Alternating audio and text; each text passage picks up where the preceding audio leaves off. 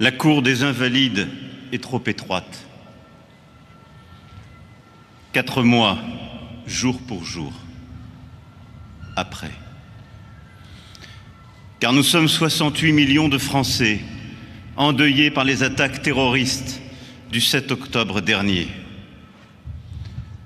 68 millions, moins 42 vies fauchées. 68 millions, dont 6 vies blessées. 68 millions, dont 4 vies à jamais meurtries par leur captivité. 68 millions, dont 3 vies sont encore prisonnières, pour la libération desquelles nous luttons chaque jour. Leurs chaises vides sont là. Orion, Orad, Ofer. Les visages des suppliciés du 7 octobre nous tendent un miroir où se reflète un peu de nous, dans chacun d'eux. De ce que nous étions, de ce que nous serons à leurs âges, de ce qu'ils ne seront jamais. Ils n'avaient pas 20 ans. Noïa comme Nathan ne les auront jamais. Leurs traits qui s'affirment, leurs questions qui se bousculent, Dieu, la vie, le monde. Les hésitations et l'irrévérence, leurs regards comme des interrogations, leurs sourires en forme de promesses. Mémoire de nos propres adolescences. Ils n'avaient pas 30 ans. Avidan, Valentin ou Naomi ne les auront jamais.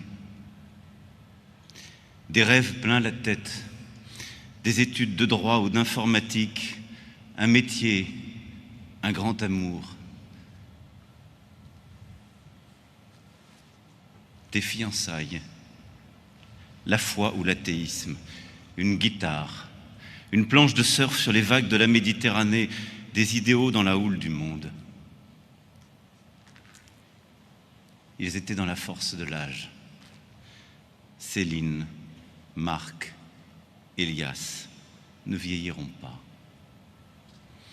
Leur chemin frayé a pris d'efforts, peuplé de projets, d'amis, d'enfants parfois. Et ce sourire qui n'aura pas eu le temps de marquer leur visage. Ils avaient les tempes grises. Pour Carmela, Jean-Paul, Yafa, elles ne blanchiront plus. Leurs voix résonnent encore en hébreu comme en français, leurs voix qui se cassaient par moments de tendresse ou de pudeur, transmettant des récits puisés au fond des âges que leur avaient livrés leurs propres grands-parents. Leurs visages sont là, comme autant de vies interrompues.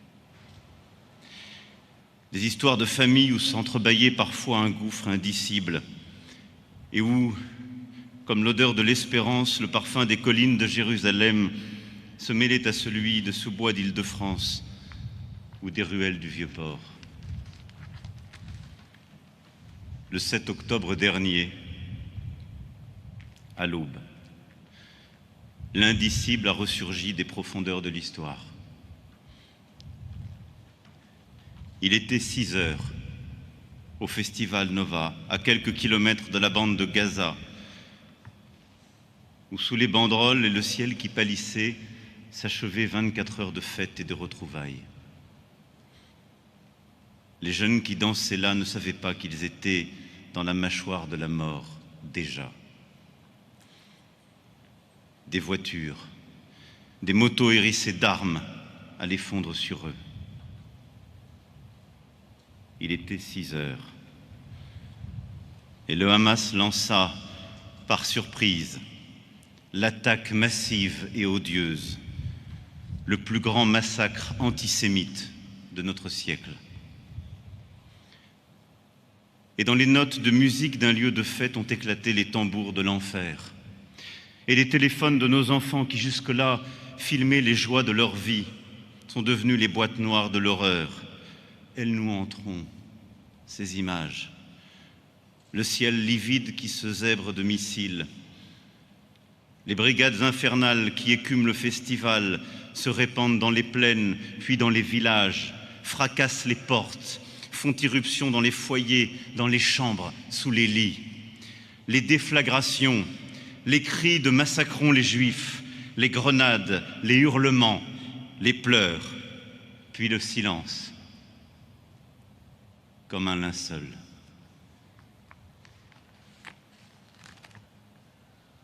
Le silence face à l'indicible. La sidération face à la sauvagerie. Les larmes face à la barbarie. La barbarie. Celle qui brûle et qui brise, qui abuse et qui tue. Celle qui déchire les familles, abat une petite fille parce qu'elle ralentit la colonne, happe sur son chemin un enfant en pyjama, en tue un autre au creux même des bras de son père. Celle qui nie la joie, l'art, la culture, la liberté de la fête. Et nos cœurs se serrent aux échos du Bataclan, de Nice ou de Strasbourg. La barbarie. Celle qui fauche cette jeunesse à peine éclose, qui ravage ces kibboutz, souvent forts de convictions pacifistes, prêts à entendre la souffrance palestinienne que les terroristes ont piétinée en prétendant la défendre. La barbarie. Celle qui se nourrit d'antisémitisme et qui le propage. Celle qui veut annihiler, détruire, et qui pourtant ne peut empêcher des rayons de lumière au milieu de la nuit. Les messages d'adieu de ces jeunes qui savent qu'ils vont mourir et qui envoient à leurs parents une dernière expression d'amour et de gratitude. Cet homme qui s'interpose entre l'explosion d'une grenade et ses deux enfants, sauvant leur vie au prix de la sienne, et le sacrifice de cet autre père qui n'était pas sur les lieux de l'attaque et qui, quand il a reçu l'appel de sa fille, prise sous le feu des tirs à Nova, a sauté dans sa voiture pour aller la chercher, allant au-devant de la mort. La barbarie et nos lumières. Car ceux qui tuent par haine trouveront toujours face à eux ceux qui sont prêts à mourir par amour. Et toujours ils verront s'élever contre eux notre pays, qui ce 7 octobre a été touché dans sa chair. De Montpellier à Tel Aviv, de Bordeaux au Negev, les morts français du 7 octobre n'étaient pas tous nés sur le sol de France. Ils ne sont pas tombés sous le ciel de France, mais ils étaient de France. De France parce qu'ils la portaient en eux et que notre pays était partout où ils étaient. De France parce qu'ils avaient l'exigence de l'idéal, le goût de l'universel. De France parce qu'ils aimaient notre pays avec la force ardente de ceux qui, en apprenant sa langue, se plongeant dans sa culture, ne le quittent jamais. Et en cette cour, sur notre sol que certains n'avaient jamais foulé, leurs visages sont là, rappelant l'évidence de leur vie, la trace ineffaçable qu'ils laissent dans les nôtres, notre viatique pour l'éternité. Leurs destins ne sont pas les seuls que le déchirement du Moyen-Orient continue de broyer dans cette tornade de souffrance qu'est la guerre. Et toutes les vies se valent inestimables aux yeux de la France. Et les vies que nous honorons aujourd'hui sont tombées, victimes d'un terrorisme que nous combattons sous toutes ses formes et qui nous a frappés en plein cœur. La France recueillant ses enfants parmi d'autres de ses enfants dont elle n'oublie aucun. Refusant les séparations comme les divisions, refusant l'esprit de mort, de chaos et de clivage que nourrissent précisément les terroristes. Jamais en nous, nous ne laisserons prospérer l'esprit de revanche. Et dans ces moments de deuil, dans les épreuves du temps, rien, jamais, ne doit nous diviser. La France restera unie pour elle-même et pour les autres. Unie pour se tenir au-delà des destins et des différences au sein de notre nation. Unie dans ces moments de souffrance pour les Israéliens et les Palestiniens afin d'œuvrer sans relâche pour répondre aux aspirations à la paix et à la sécurité de tous au Proche-Orient.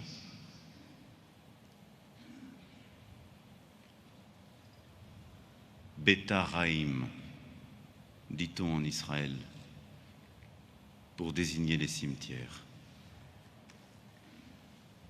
La maison de la vie. Car pour ceux qui restent, leur vie sera faite de ces absences. Une vie différente, un monde différent, à l'aune du souvenir. Et nous avons dès lors à habiter ce deuil, non pas comme une victoire de la mort, mais comme une invitation à leur trouver une place dans nos vies. Et ils sont là, chacune et chacun, pour nous rappeler que nos vies, leur vie, méritent sans relâche de nous battre contre les idées de haine, de ne rien céder à un antisémitisme rampant, désinhibé, ici comme là-bas, car rien ne le justifie, rien, car rien ne saurait justifier ni excuser ce terrorisme, rien. Alors nous nous tenons là, 4 mois après, devant ces visages et ces chaises vides. Bouleversés de tristesse, aux côtés des familles de ceux qui ne sont plus. Chargés d'affection, aux côtés de ceux qui soignent leurs blessures.